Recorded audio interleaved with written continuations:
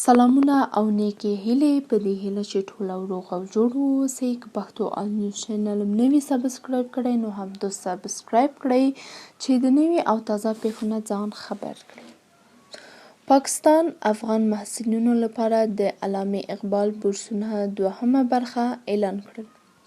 د پاکستان د لوړو کمیسیون HEC افغان محصلینو لپاره د علامه اقبال په نوم د بورسونو وړیا زده کړو دوهمه برخه اعلان کړه.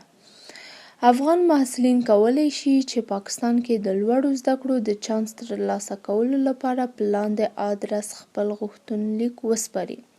د غوښتنلیکونو د سپارلو وروستنۍ نیټه د راتلونکي نومبر میاشتې 10 تاریخ ښودل شوې ده.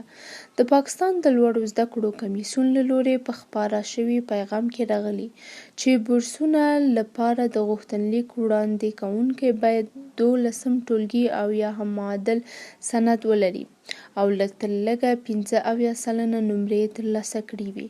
په بورسونو کې به د وروسته پاتې سیمو تکړه محصلینو ته د لومړیتوب ورکول کیږي. په دغه بورسونو کې 100 سیټې د ښځینه محصلانو لپاره ځانګړي شوي دي. په دې بورسونو کې د لیسانس، ماسټرۍ او ډاکټورا لپاره محصلین منل کیږي چې ټاکلي تعلیمي بهیر او اصولي مراحل په پای ته رسولی وي. د پاکستان د لوړو زده کړو کمیسیون وایي دوی حق لري چې بورس کینسل یا لغوه کړي پرته له دې چې څوک ترې دلیل وغواړي. دا و د نننۍ راپور. د نورو ویډیوګانو په تمه اوسئ. مننه.